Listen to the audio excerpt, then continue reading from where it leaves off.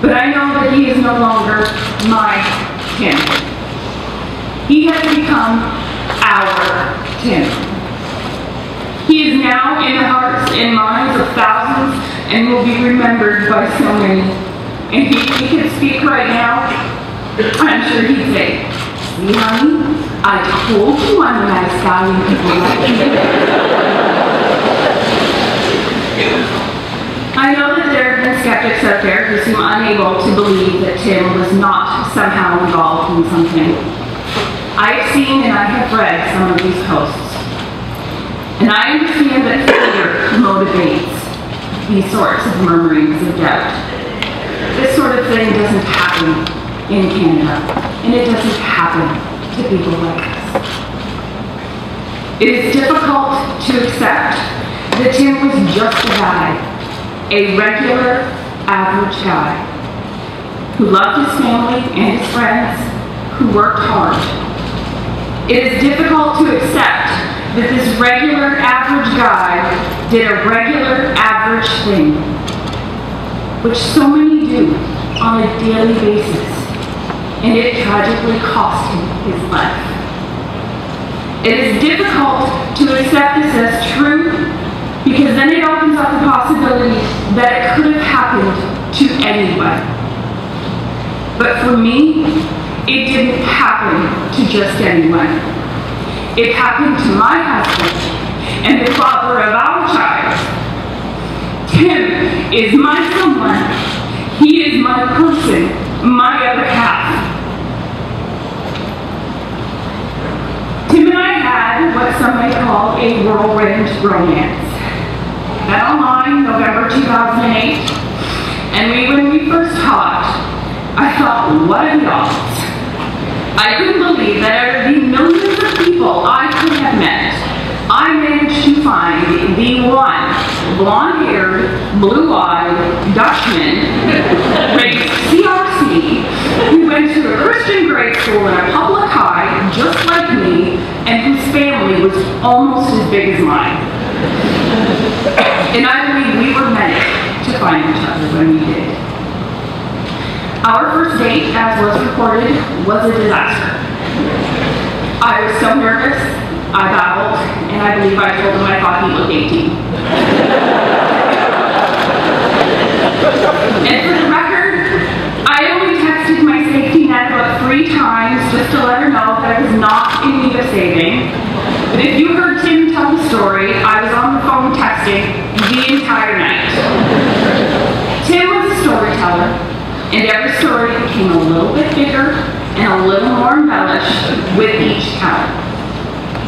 Within a couple of months, we talked marriage. We just knew. We had finally found the person with whom we were meant to be. We had been both waiting for so long for the other. It had taken us almost 30 years to meet our match. June 2009, he had my engagement ring already, but this I did not know until after he finally proposed in November. I remember being so not impressed when I found out how long he had had the ring. We had already purchased the plot of land where we had decided to build our dream home together. Because I didn't want to take on 2 major life-changing events at the same time, I planned our wedding in 3.5 months, so it would be done before we broke ground in the spring. We married February 13th, 2010, the day before Valentine's. We used to joke that he got a 2-for-1 deal. You could get 1 bouquet of flowers instead of 2. And being Dutch, he was all right.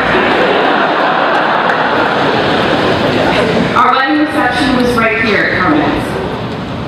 I find it fitting that the celebration of the beginning of our married life and the celebration of Tim's life be aligned here.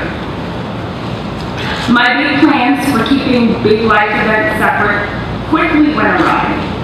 2 months after our wedding, we had quite the shock when we found out I was a month pregnant. We had already begun building.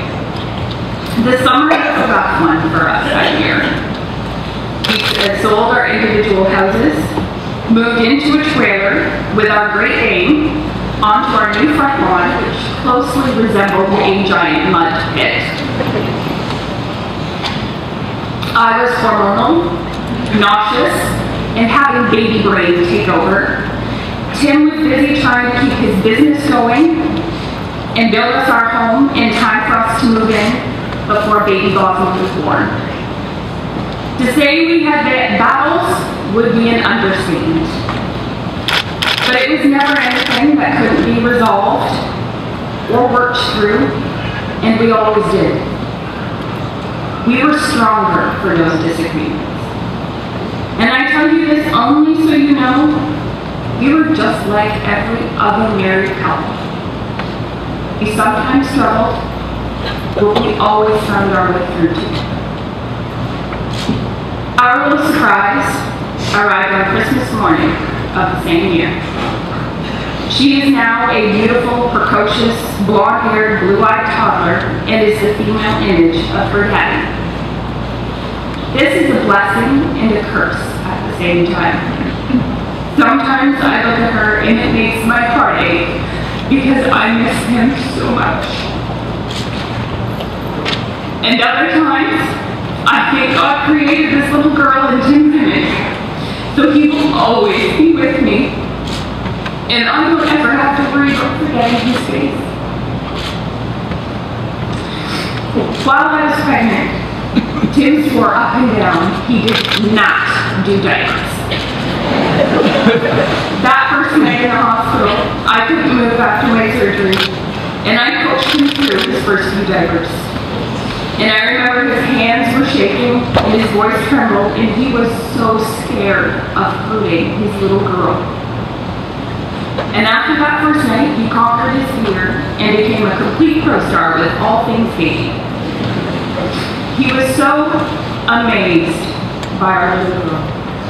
He marveled at how quickly she grew, how she learned to move, and more recently, how much she talked and talked and talked.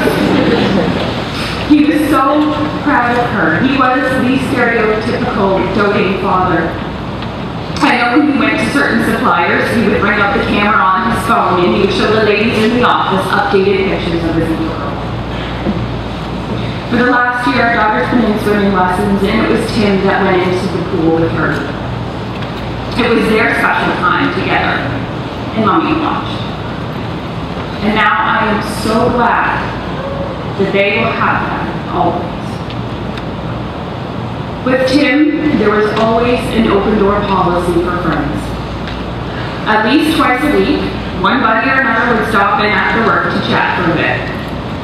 Conveniently, this would occur around supper time. So there was often an extra plate set at the table. Tim was the kind of guy who made sure there was always cold beer in the beer fridge, just in case someone came by. Tim was very social in nature and thoroughly enjoyed seeing his friends. For those that did stop by, the beer could come with a catch. If it was a weekend and Tim was working on a project, which he generally was when he was at home, your visit could result in lending a hand. Tim would remember that, though, and eventually would return that favor. Tim and I spent a lot of time planning our future, and we had big dreams and plans. He would tell me during those talks that he just wanted to make me happy and give our daughter the best future possible. Right now, I would be so happy to have to pick his dirty socks off the coffee table where he dumped them before falling asleep on the couch while watching the news.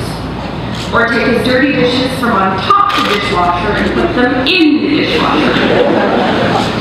Right now, if I had to do those two things that used to drive me crazy, it would make me the happiest woman in the world.